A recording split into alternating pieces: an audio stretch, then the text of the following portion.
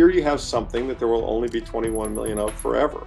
And that's just there's just never really been anything like this before. I mean, it'd be like, everybody riding horses and suddenly you got an automobile and it's just like, well, what the hell is this goddamn thing? I don't get it. I mean, Larry Fink, a guy who I don't particularly like or respect, but runs BlackRock, I mean, he had it wrong, he admitted he had it wrong, and now he's got it right. I think we're spending $1 trillion every 150 days or so. We have $216 trillion now of unfunded liabilities going into the next, I think, 40-something years. Just explain to everybody, what is this negative feedback loop and what the hell can we do? That interest cost only gets bigger. The deficit only gets bigger. More bonds need to get sold. More bonds getting sold pushes interest rates up more. And you see where I'm going. It's a doom loop, right? Each step just makes it worse. And I don't think we can really... Hello, everybody, and welcome to My Two Sats. My name is CJK, and today I'm with Lawrence Lepard. We're going to be talking about Trump and Bitcoin, fiscal dominance, aka the debt spiral, and of course, Bitcoin bonds. Larry, thanks so much for joining me here today. Great to be with you, CJ. Nice to see you again, and I love what you're doing in terms of your show and your stuff on Twitter. So, oh, thank you so much. Big thank fan. You. No way. No, I'm your fan. And for those who don't know, I first met Larry down in Naples at the Bitcoin Day conference, and here I am, just a regular old pleb. And Larry took a solid 15-20-minute conversation with me. Ever since then, I've had the utmost respect for him and have been a fan of you and your voice for sound money. And we appreciate it very much. You're very kind. Very good. So one thing I like to do to start out my show is I like for my guests to share their orange pill moment. But I think in your case scenario, you've had multiple orange pills. So I'd really like to get a quick little summary of maybe like your original orange pill and then your most recent orange pill. Yeah, that's a very good way of describing it because I got more and more orange pilled. So let's wind way back. The white paper came out. I wasn't aware of it. A year or two after it was out, I was aware of it because I was involved with the Ron Paul movement. I helped support him for president, and there were a lot of libertarians there. There were a lot of guys that were involved in it or were, supporting Bitcoin. And they said, hey, you got to pay attention to this. You got to look at it. And I have to say, sadly, in those early, and this was, actually at the beginning, it didn't even have a price. And this was before Bitcoin Pizza, but I didn't, I didn't take it seriously. And I'll tell you why. There had been prior attempts. If you go look at the etymology of Bitcoin, as you recall, there was eCash and Hashcash. And there were a lot of attempts to do this in the 80s and 90s. And even in early 2000s, and they all failed. I mean, they didn't have all the technical pieces. They couldn't put it all together. And so, I did that mental heuristic of, oh yeah, that's really nice. And yeah, money free from the state, libertarian dream, blah, blah, blah. That's not going to work, because the last 6 times it didn't work. Right. And so I just ignored it. And that was, say 8, let's call it 9, 10, 11. Well, then it started trading up, and the pizza deal got done, and maybe it traded up to $1 in the first run up, and I still kind of wasn't paying attention. Well, that's and I didn't really know how to buy it because you had to get a paper wallet or you had to be mining. I wasn't going to do any of that. I was running my investment management firm. I didn't pay attention, but then it got to $10, $20, $100 in the next sweep, and maybe up to $1,000. I was like, this has been going for a while now, and it hasn't blown up, and it's starting to get to a real value. Maybe I got to pay attention here. And so I started thinking about how to buy it, and I started filling out the forms for Mt. Gox, and Mt. Gox failed. So I dodged a bullet, and because I was close to sending him some money and buying some. And so I let it, simmer. And then we're now into 2013, and Coinbase came out. Here's a real firm backed by U.S. venture capitalists in San Francisco that could buy Bitcoin through. I said, okay, fine. Done. I'm going to buy some of this just in case this does work, but those other ones didn't work. And so that was my first Bitcoin purchase. I think it was in the $300-$400 range, about a handful of coins. Nice. And so, yeah, I mean, but whatever. I mean, it wasn't a big, I didn't buy 1,000. I wasn't Max. And I remember talking to Max and him saying, he felt like he really blew it because Trace Meyer bought, cheaper than he did. And, I paid a lot more than Max paid. But anyway, so here I was, and I bought them, and I kind of forgot about it. I didn't pay attention, and then it started going up more, and got over 1,000, and I thought, well, gosh, I got to maybe pay attention to this. Maybe this is real. And I think we're now into the 2015 time frame, and I looked up the local Bitcoin meetup groups, and I found one that was actually being held at MIT. And actually, there was an MIT Bitcoin conference. I went there. I sat next to a core developer, and and then my concern became, okay, is this thing technically sound? And he told me he thought it could be, but he wasn't sure. I was kind of like, well, hang on, this guy's a core developer and he's not sure, And so I still couldn't put a ton of money into it. But I kept watching, and I was buying it slowly but surely. And then the 2017 run up came, and I bought into that. And when it broke above the top there and ran to 27, to 17,000, I was buying all the way up. And I thought, okay, this is it. It's real. It's going on forever. And then there was a big correction, and I doubled down at 9,000. I doubled down at 4,000 in the following couple of years. But again, it's still not 100% sure. There were the fork wars, etc. But I wrote a white paper in 2018, and at that point in time, it really became clear to me that this really could be the real deal. And so I started accumulating it, pretty seriously. And I would say, along the lines of starting before all of this, I kind of got really radicalized for sound money, because before all this occurred, I was just an investment manager in the venture capital space, picking stocks, picking companies, and my biggest wins were in the internet area in the 1990s. And but I got radicalized for sound money when the GFC occurred, because when the banks failed and they printed all that money, they took interest rates to zero. I mean, that was when I realized that this, and following Bernanke's speech of 2002, his helicopter money speech, I realized this is just ridiculous. I mean, they're going to dilute this currency from now until forever. I've got to be in something that can't dilute. And that led me into gold, silver, and gold and silver miners. And so I was managing a fund focused on those things. But I would say what kind of has happened is, just as a linear straight line, I've gone from just, from interested but skeptical, to interested and less skeptical, to buying more and more and more. And now I'm, all the way down the rabbit hole, fully orange pill, I'm absolutely convinced it's far superior to gold, even though I still manage a gold mining stock fund. I won't do that forever. And, it's, to me, it is the future of money without a doubt in any way. So, so here I am, fully orange pill, but it was progressive. And I would say most of my concerns were around the technology, but 800 and some odd thousand blocks and 15 years of data points, and no real problems except, loss of keys and theft of keys. I mean, the core itself has just continued to keep, putting out blocks every 10 minutes. I'm a complete advocate now, and it grows, grows with every block. So that's beautiful. So I love to hear that. What's really amazing is that you have that history in sound money and gold. And a lot of those people have a hard time like bridging the gap, but you just said it here. It's better than gold. And I've said in the past, I've said arguably, because I've heard you say before, even gold inflates. Yes, it's a slow rate, but over the course of a certain amount of years, it doubles. Yeah, so that kind of like absolute scarcity does make Bitcoin an engineered money, a true gold 2.0. Yeah, I mean, it's really an enormously big deal, CJ, in the sense that, money has been diluted for thousands and thousands of years. I mean, there's never actually been a form of money that could not be diluted, ever. Even gold, right? Yeah, I mean, it grows at 1/7 a year, depends on whether you compound it or not. That's 40 or 60 years. The supply of gold above ground will double. There's still a lot of gold underground. Yeah, so here you have something that there will only be 21 million of forever, and that's just a different beast. And I don't think we can really fully grasp, what that means. But I think it's really important. Yeah, It's really well said. important. The issue of your money losing value has been taken off the table, and it's like, wow, advantage to savers, disadvantage to spenders. That's right.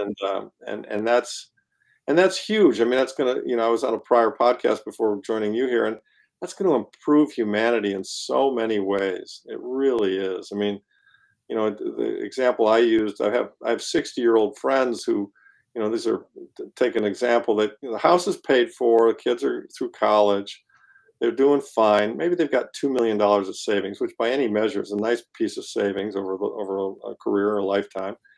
and they don't feel like they can retire because the 2 million is not enough. They don't really, they're 60, they might live to be 80 or 90, and they don't really know, they're modest in the way they live, their house is paid for, but they don't really know if the 2 million is going to last for 20 years because of the monetary debasement. And so they got to keep working. And that's, to me, that's a shame that Yeah. people can't save and know that the medium that they're saving in will hold its value, its purchasing power, Yeah. That's crazy. I didn't want to hop into this topic, but I feel like I have to because I really want to get your opinion on it. And Yeah. that is like the economics behind kind of like Bitcoin versus gold, where the price of gold goes up, the supply can increase faster Yes. because the profitability goes up relative to the cost of production. And Correct. the inflation rate will increase. But with Bitcoin, you can't create more Bitcoin, but you can create more hash rate. But when you create more hash rate, you push up the difficulty, which increases the cost. Correct. So, to me, it was like when I said engineered money, I'm like, holy crap! This isn't just about being hard. This is about that difficulty adjustment element, where it's not Yeah. just where you can store value, but Bitcoin itself will create value for you through time. Correct. Yeah. Yeah. Beautiful, beautiful It's design. kind of stunning. I mean, there isn't any other commodity in the world, and Bitcoin is a commodity. There's no other commodity in the world that doesn't respond to a higher price in terms of increased supply. None, zero. Yeah, And that, it is and cool. I think that's why people in the investment business have such a hard time getting their head around this thing. Mm. There's just never really been anything like this before. I mean, it'd be like, everybody riding horses and suddenly you got an automobile and it's just like, well, what the hell is this goddamn thing? I don't get it. And, and so it's, you know, I mean, well, you're going to have to get it because it's here and it's real and it's going to change the world.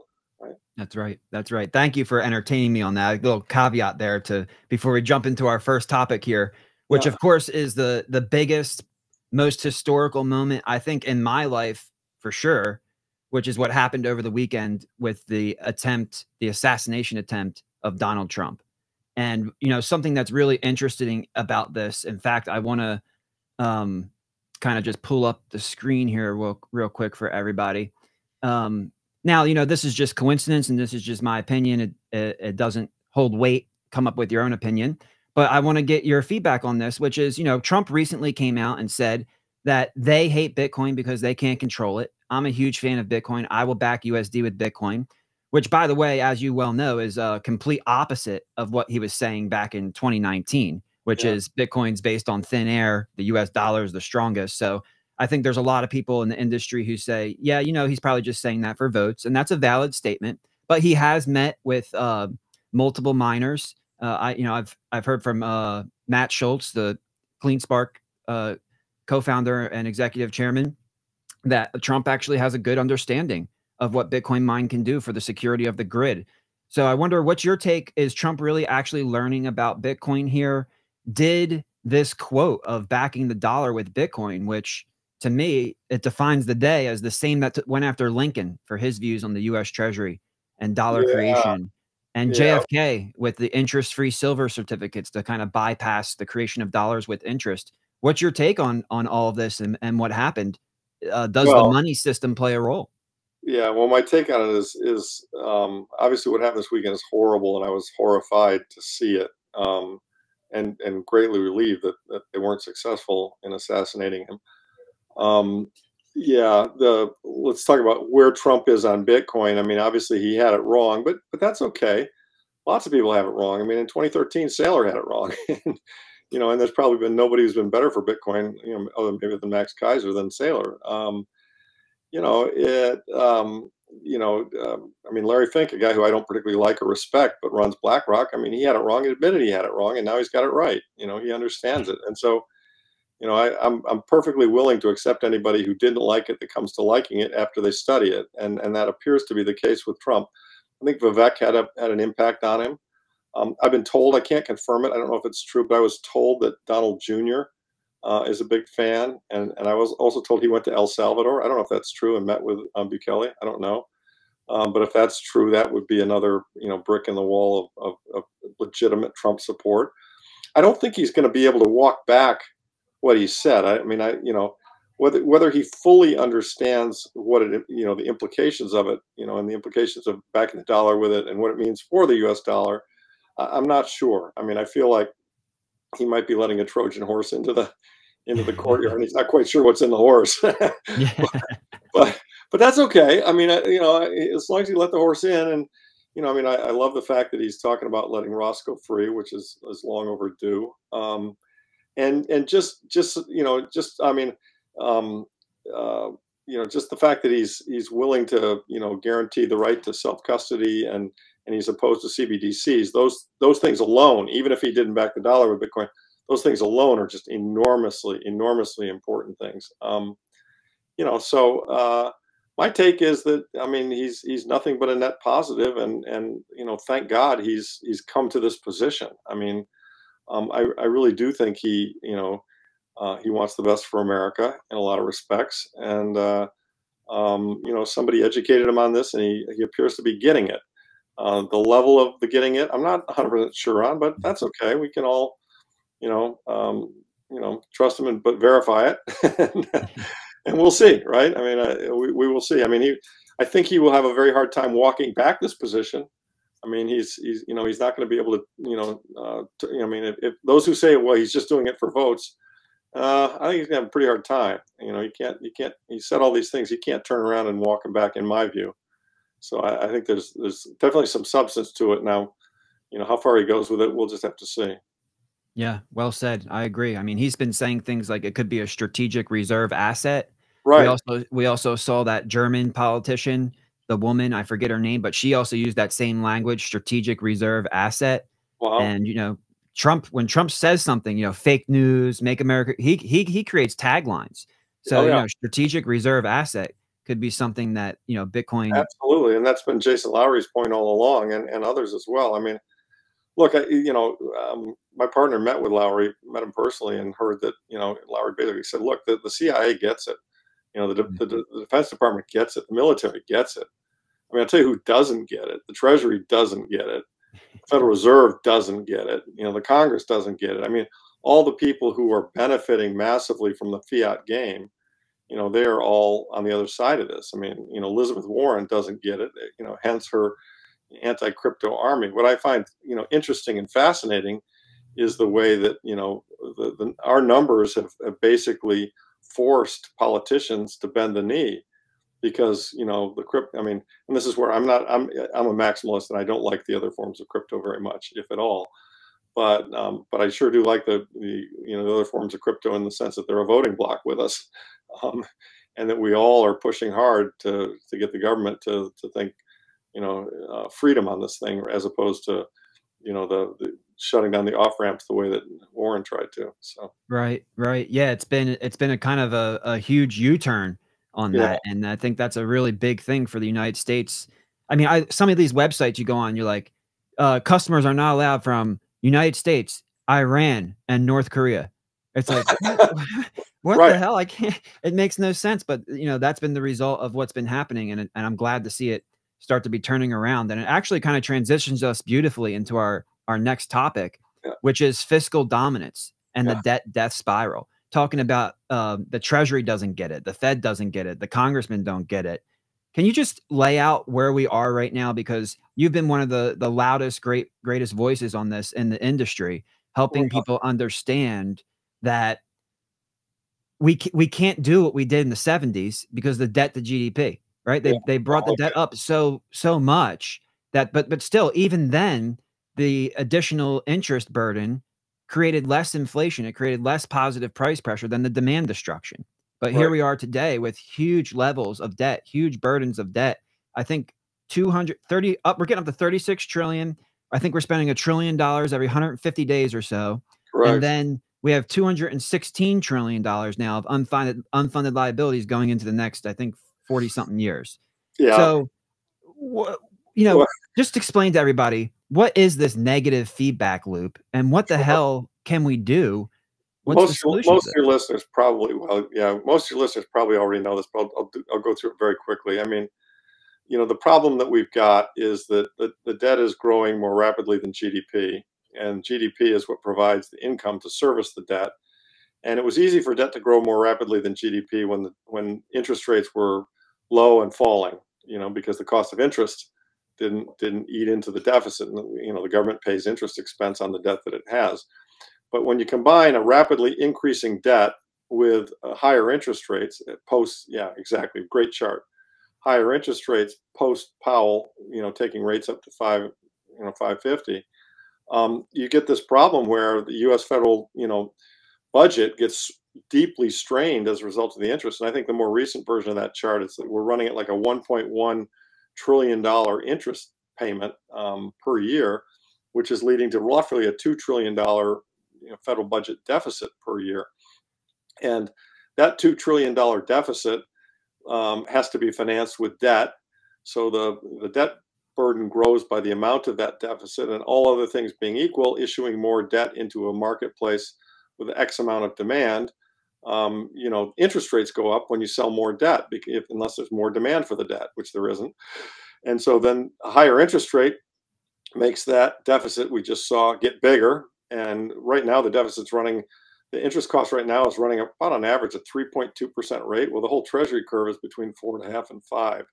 So, if as we refinance the debt and we refinance it at these higher rates, that interest cost only gets bigger. The deficit only gets bigger. More bonds need to get sold.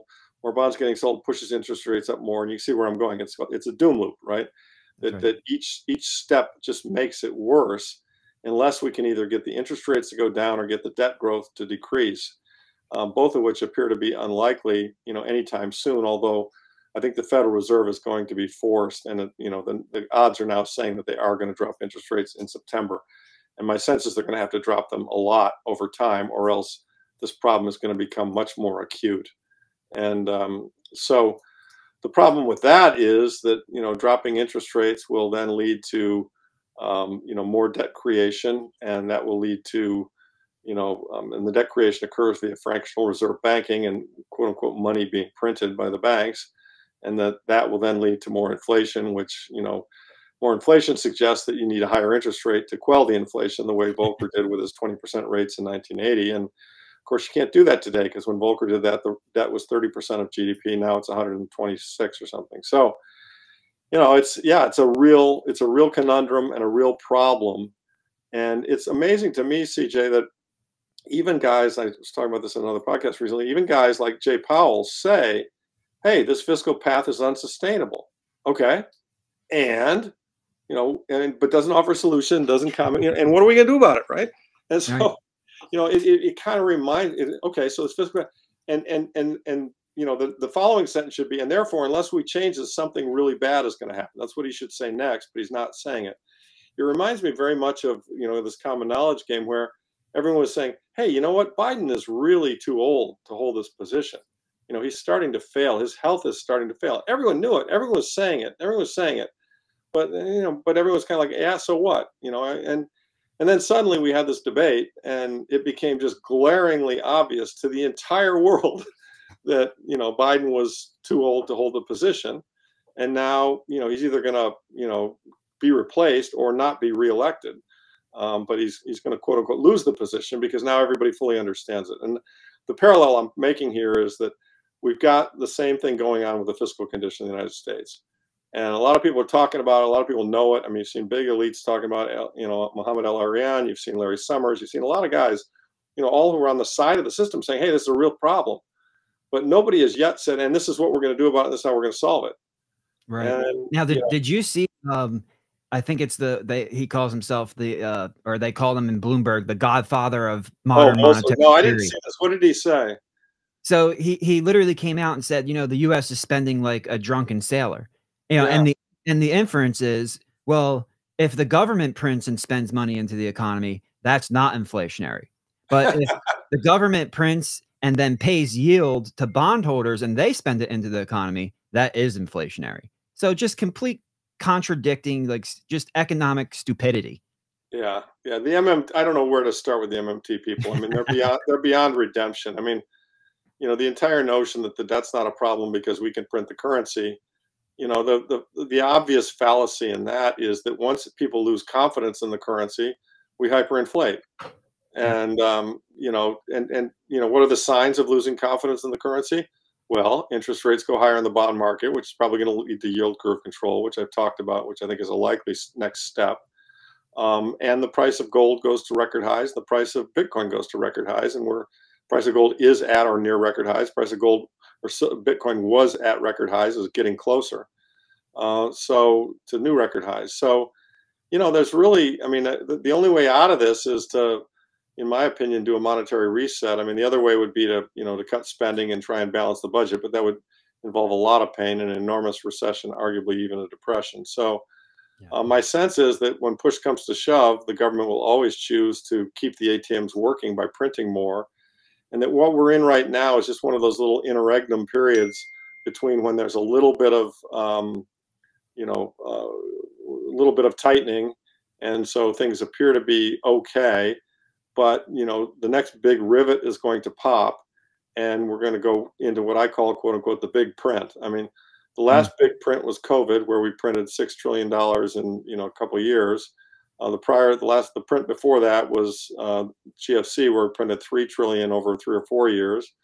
And then there've been others before that. And so, we're headed to the next one. And each of these events causes more and more people to join our camp and say, you know what, these guys can never stop printing, because they're not, they just can't. And that, if you read the history of famous hyperinflations throughout the world, when they occur when the common knowledge is this government can never stop printing money and it's going to be worthless ultimately. When everybody knows that about a particular government in a particular situation, then a crack up boom ensues and everybody scrambles to sell everything they can that's dollar based and to get into the new harder currency. It's Gresham's law. The bad currency gets spent, the dollar, the good currency gets bought, Bitcoin and gold. And, it starts off gradually, which is, my friend Parker Lewis's book, Gradually and Suddenly, which is an excellent book, by the way.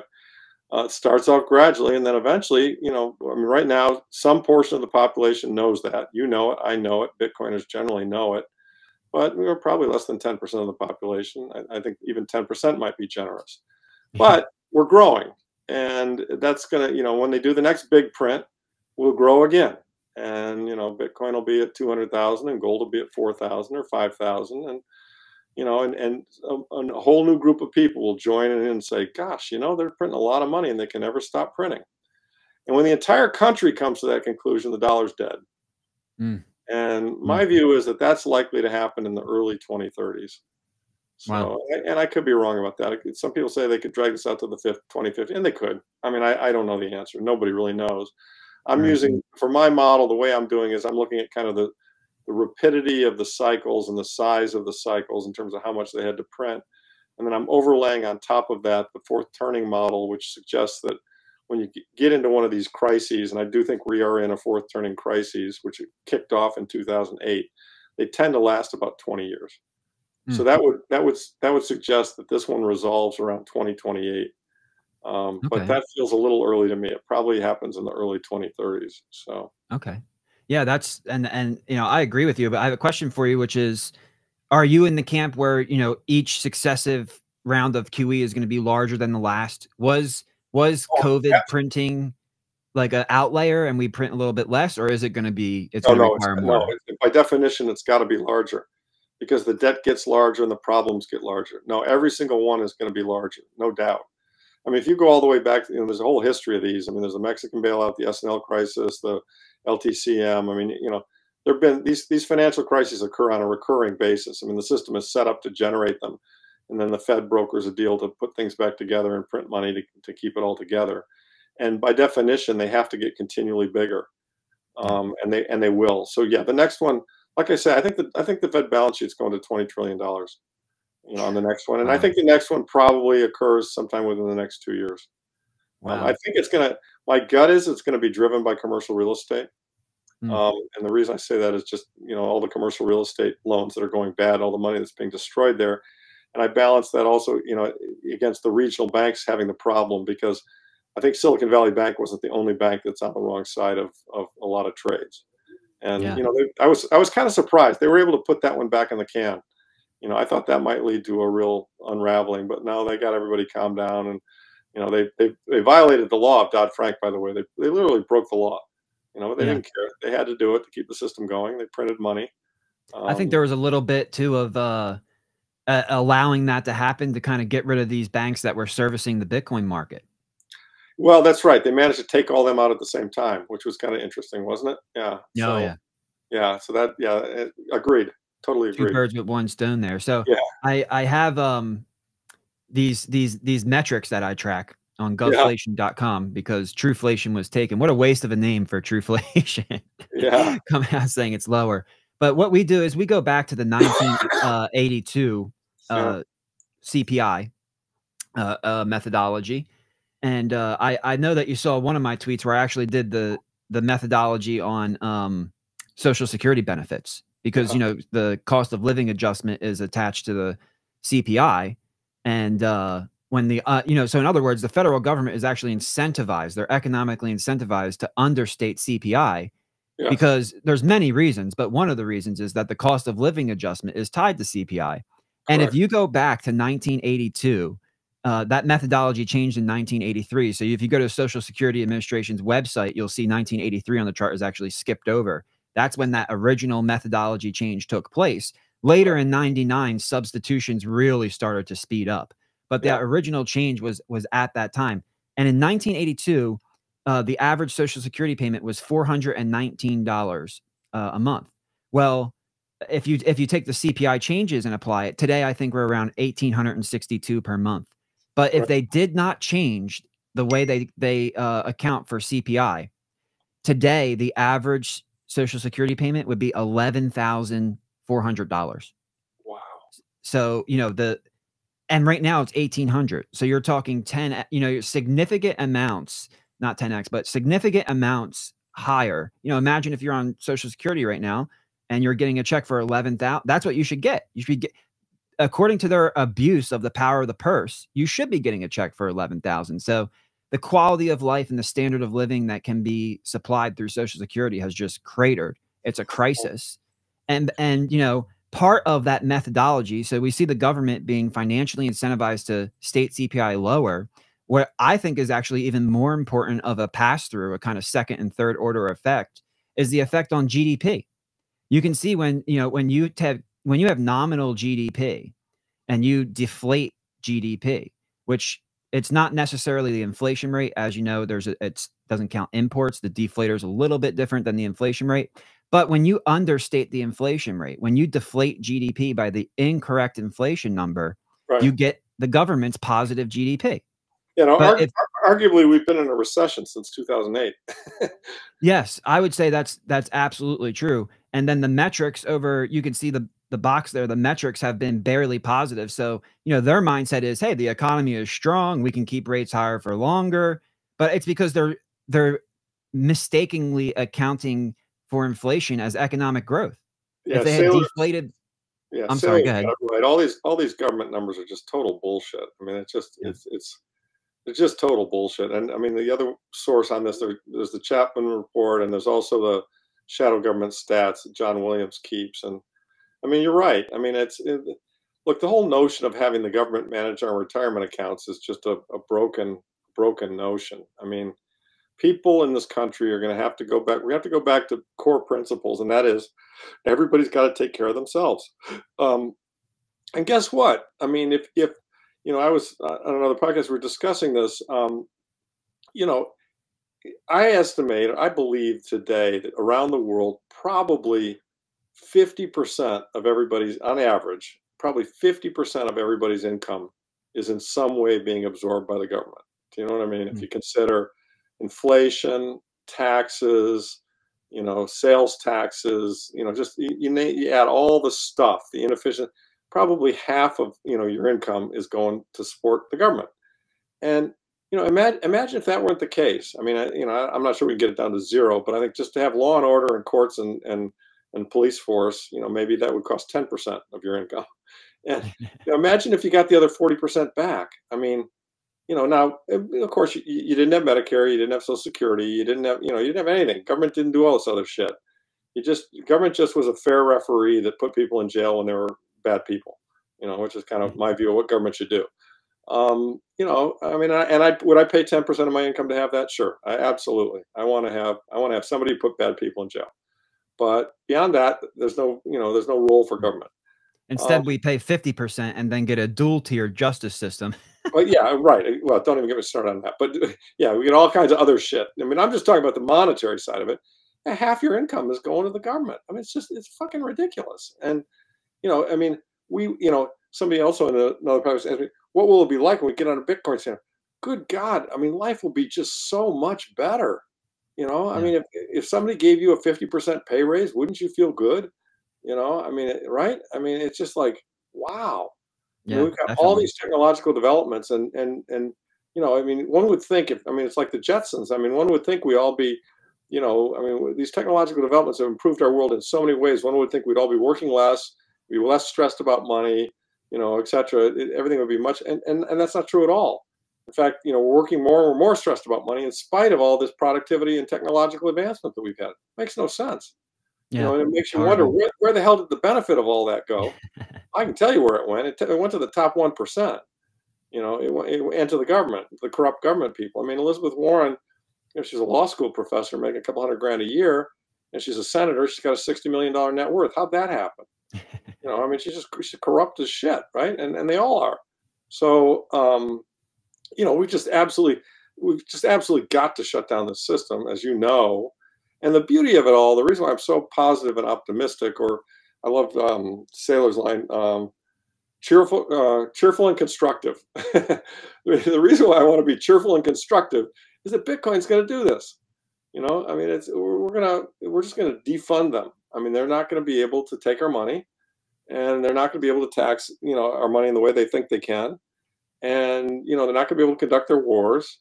And, they're going to, and they're going to fail. I mean, they are the naked emperor, and Bitcoin is the little kid going, hey, there's no fucking clothes here, and so it's going to catch up with them. I mean, and the amazing thing is that you've even got guys like Jay Powell starting to say, hey, you know what? There's no clothes here. This isn't sustainable. Well, no shit, Sherlock. That's what we've been saying. Right. And guess what, Jay? When the whole world figures that out, you're fucked. I mean, you're colossally fucked. Now, So, a big thing that these guys will say back to you is they'll go, "Hey, you can't have Bitcoin because people are going to hoard it, and that will crush the economy." And I just want to get your response on that, because my experience has been the opposite. Yeah, that's just nonsense. I mean, yes, it starts off as a store of value, but more importantly, it's a unit of account. And so, so there's plenty to go around. It can be divided, a gazillion times. We get down to a Satoshi, and then there'll be sub-Satoshis at some point if it gets too valuable. So it's really just a standardized unit of account. That's like saying, having a foot be a foot isn't a good measure, or, a minute be a minute. I mean, we're just talking about a standardized unit of account called a Bitcoin, Yeah. and we're talking about not having that unit of account be inflated consistently over time, like every other form of money has been. So That's right. it doesn't make any sense. I mean, and the notion that deflation is a bad thing. I mean, Jeff's book addressed that. I mean, I will say this: one of the things I'm doing right now is I'm writing a white paper, and it'll be done in a month or two, and put it out on the internet. It's gonna be free. It'll be a PDF. And the notion is I just want to explain how and why we got to where we are, and then what we can do to fix it. And so there's a prescription in there for how we solve the problem, and it involves Bitcoin. But because this isn't that complicated, and it really we can have a peaceful, decent transition to sound money. I'm not suggesting that's necessarily how it's going to happen, sadly, given the world we live in and given the people that are out there. But I do think it's a possibility. And I think the way to get there is for all of us to spread the word. I mean, and you're doing a great job of that. That's what I do. That's why I do what I do. I mean, I view my mission is to try to, get the world to adopt sound money, because I want my kids to live in a better world. and I want to live in a better world, you know, what I have left of it. But more importantly, I want my kids and grandkids to live in a better world. And you know what? Whether I did this or not, I'm not sure it would make that much difference because I think we're inevitably headed in that direction anyway. I mean, Mm. the trend toward decentralization. I mean, the internet is decentralizing communication, information. You know, the New York Times used to be the paper of record. Now it's a joke. You know, I mean, people get more information from the internet. Yeah. Trump You know, trips. Trump trips on stage after loud noises. yeah, right. Hey, isn't that amazing? It's just not. It's just stunning. Unbelievable. It's just Did you get all that news from X? Because I didn't get anything from the I learned everything on X. yeah, totally, completely. Yeah, and so you know, so the internet is providing a way for information to be distributed fairly equally, honestly, etc. And then Bitcoin is got the monetary piece of the puzzle, which is, you know, we've got money that we can transact with each other. We don't need a bank. We don't need a third party. We don't need to play in their system. We don't need any of that shit. We don't need dilution. None of it. It's all gone. It's Yeah. like, yeah, you guys can take that system, do whatever the hell you want with it. We got our own system, and it's Mhm. working just fine. Thank you very much. That's Right. right. So you know, I think the combination of those two things means that, you know, centralized, corrupt, power-hungry systems that, you know, we refer to as the U.S. federal government and a lot of other big organizations, the military-industrial complex, they're going down. I mean, they're going down. I mean, it's just they cannot continue to exist. I mean, the peak centralization occurred probably right around World War II, lasted for a while because of the Cold War. But ever since then, you know, and particularly, and what drives all this is kind of God-given, I think, in my opinion. But what drives all this is technology. I mean, the Mm. microprocessor is why you and I can speak to each other, you know, real time from different states and record it and send it out to thousands, if not hundreds of thousands of people, right? Yeah. And you know, you couldn't do this 20 years ago, 10 years ago. You really couldn't even do this 5 years ago. I mean, this is all kind of, Yeah. you know, the quality of the broadband got high enough to allow us to do it now. And so, Mm. so the other side is doomed. I mean, they're absolutely I like to call it like the internet economy. And, you know, right. Bitcoin being like the reserve asset of the internet economy, I think and the that's right. inner economy, less friction, and it's Yeah, an aggregate economy of yeah, everybody in the world. So yeah. United States, China, no one economy or even Right. BRICS or NATO can Well, outcompete. I mean, it raised, somebody asked me a question the other day. It raised a lot of interesting questions. I mean, do we really need nation states? I mean, what will, in a Mm, truly decentralized world, what's it going to look like? Is there going to be a United States of America? I mean, will there be nation states? I don't know. I mean, mm, you know, I think there probably will be, but I think their power and role might get really, really, really severely reduced. You know, yeah. as people, you know, as they are forced to quote unquote adjust to the marketplace, right? Yeah, I mean, I agree, and that kinda transitions us next into our final topic, which is Bitcoin bonds, because yeah, I think there, you know, there are a couple, you know, like you said earlier, when Donald Trump says, "I'll back US dollars with Bitcoin," does he really know what that means? And, you know, what options are on the table to yeah. actually make this type of thing happen? So, I'm wondering, if you had a chance or maybe you caught it on X, my post about people's reserves principal protected notes, or what we call Bitcoin bonds. I did not, but if you give me a chance to read it or just give me the brief overview, I think I know where you're going, but tell Yeah, me the it's gonna click for you right away. And Bitcoin bond is a misnomer. I think most people are thinking of like the Samson and Max version of that, where you right. would collect Bitcoin and then pay Bitcoin denominated yield.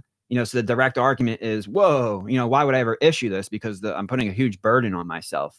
Um, but what we see here at People's Reserve and some of the people that we talk to, you know, the first thing that we hear back is, you know, investing is risky and lending is less risky. You know, you invest to increase risk in your portfolio and you lend to mitigate risk in your portfolio. Right. So to kind of meet those people who are in the marketplace that don't necessarily want to invest, or maybe for some regulatory reason they're a forced lender, we created a product called what we call a Bitcoin bond, which is really just a principal protected note. And how it would work is like the United States, let's say they wanted to issue some Bitcoin bonds and they raised $1 billion, which is peanuts to them, but this is just for examples purposes.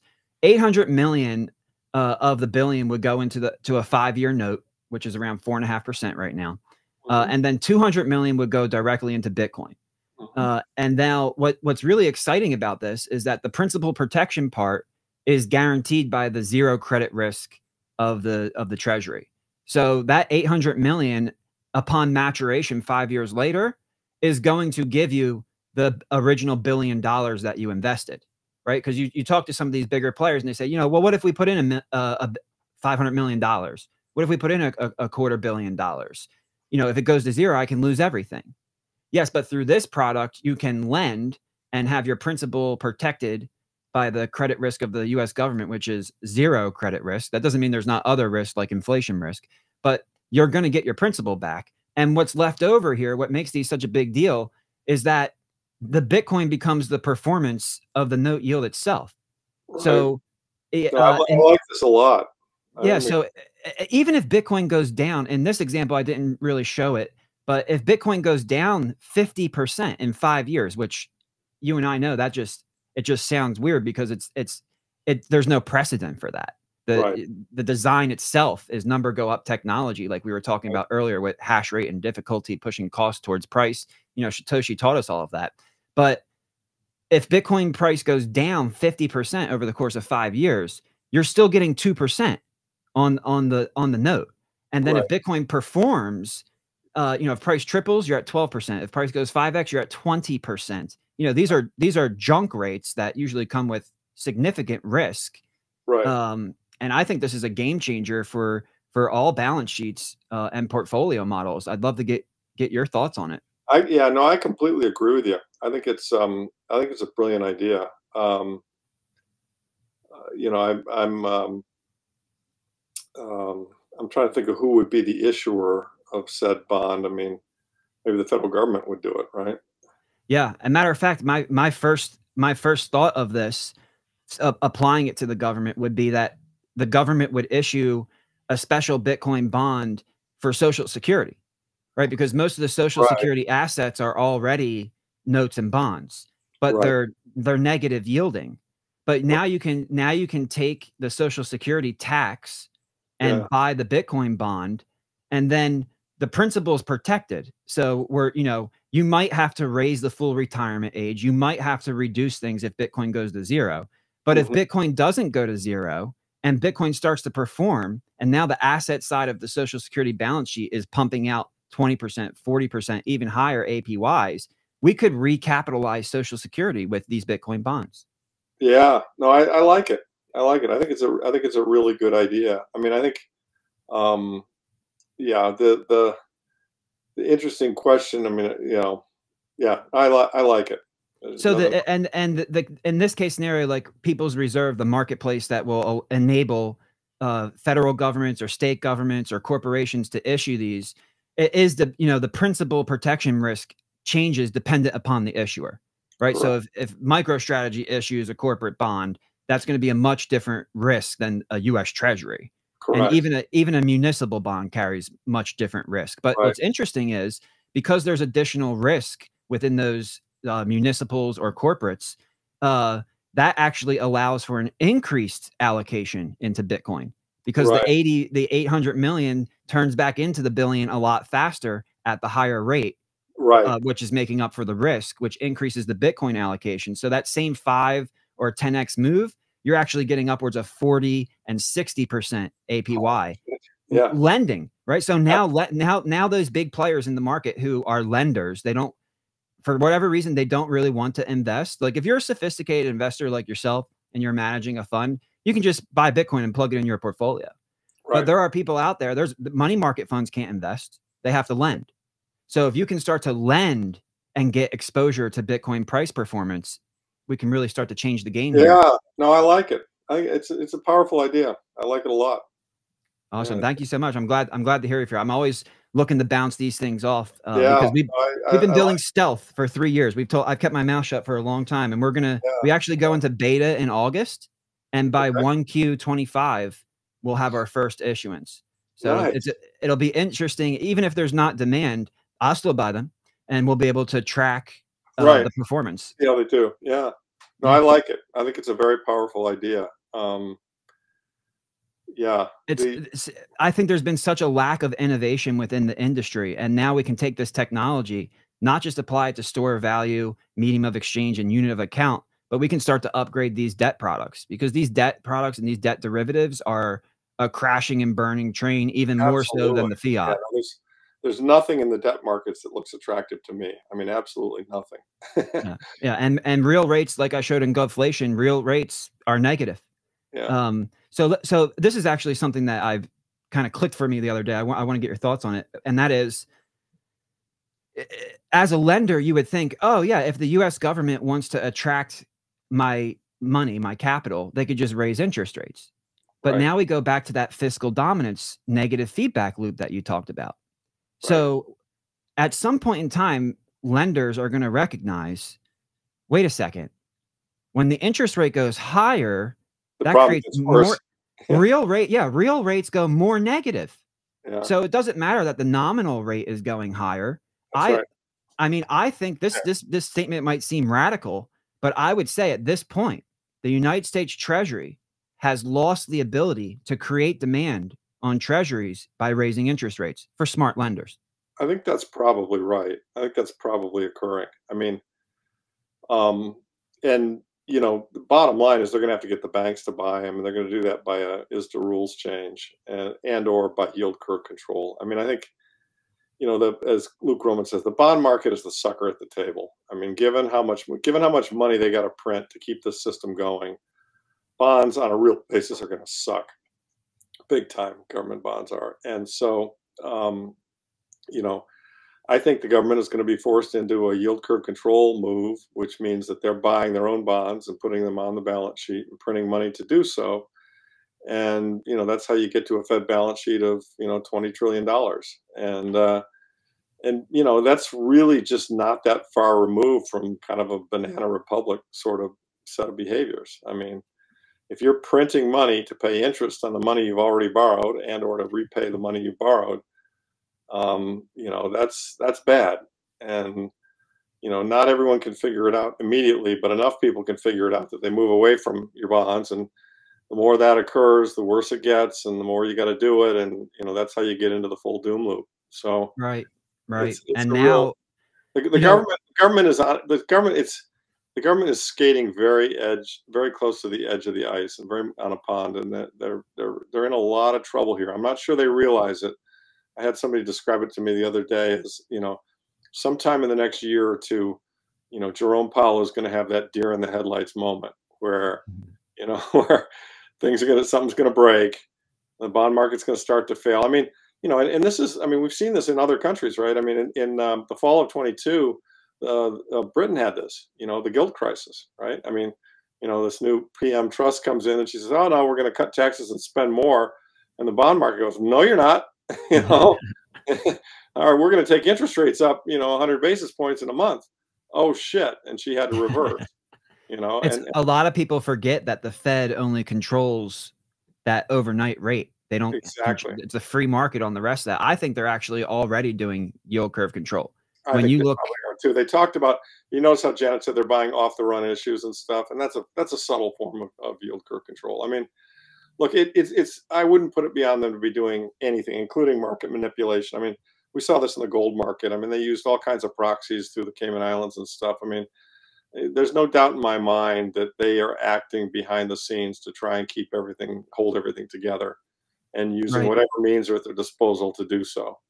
right. Yeah, this is a chart that I've been tracking for a while. I know you know this one. We're back below the 4335 line now, but it's Yeah. amazing. It is absolutely amazing that every time we start to get one of these breakouts, there just has to be something going on in the background, whether it's soft Yes. yield curve control or just, they're saying they're doing quantitative tightening, but M2 is expanding.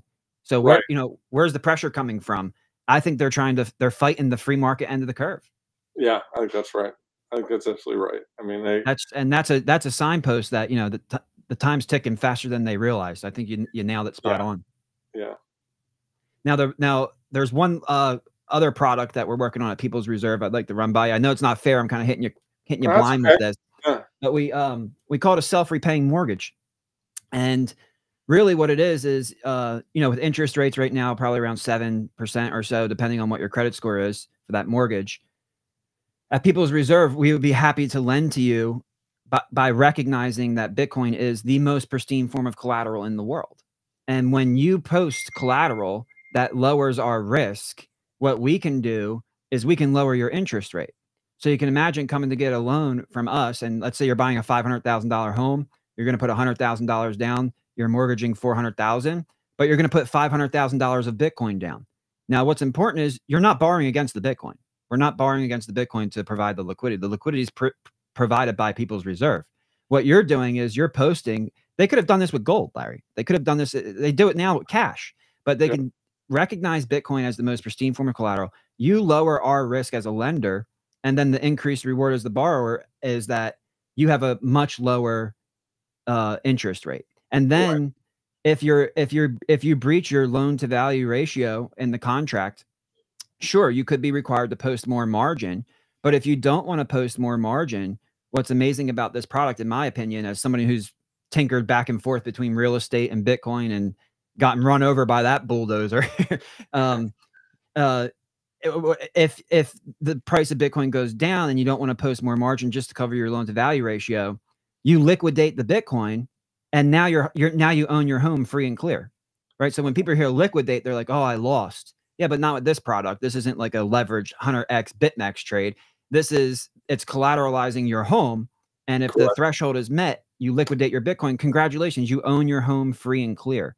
So these are the types of products I think that we're going to see Bitcoin be integrated into, like traditional debt products. And I don't think this is priced in. I don't think people understand the value of this stuff, the collateral value. It's very interesting. Yeah, no, that's creative and interesting, and I get it. Yeah, and I would agree with you. I mean, I think, we're going to see all kinds of innovations that we can't foresee right now.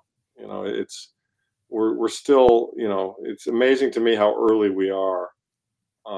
But we're still in that store value stage, right? So I had a conversation with a gold bug the other day, and they're like, Bitcoin just can't. It's just, it's not going to be able to do it. And I said, well, think what happened to gold. Gold started out store value, and then we needed L2 technology, right? We call it paper derivatives.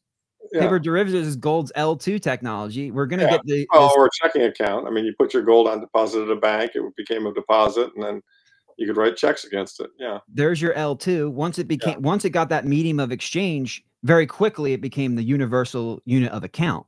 Correct. And Bitcoin is like, we're right there. We're almost right at that medium of exchange move that is going to lead to, in my opinion, an explosion of demand, which then justifies the target. All we need to do is we need to build out the Lightning infrastructure. I'm still a little frustrated with how slow it's been coming in terms of the quality and size of Lightning, but it is coming, and that will happen. So yeah, I would agree with you though. Absolutely. Couldn't have said it better. So Larry, I'm so thankful that you were able to join me today. Oh, it's great. I always enjoy chatting with you, and I think you got some great ideas there. I think you should keep pursuing them. It's what we need, innovation in the space. So thank you so much. And I would just say to everybody, don't sell your Bitcoin. It's going up forever. It really is. I mean, this is the most asymmetric thing I've ever seen. So, when we do, the other thing I would say to everybody is, work on your friends, work on spreading the word, because we need to get everybody to understand what we understand if we want to make the changes occur sooner rather than later. They're going to occur either way, but I'm all in favor of sooner, because the sooner we get to the other side, the better things will be. Amen. Amen. Well, I'm looking forward to that soon to be published white paper. I'm sure the whole community is. Yeah, it'll come out soon. I'm working hard on it. Okay. Very good. Well, thank you so much, Larry, and we'll see you next time. Yep. Bye-bye. Take care.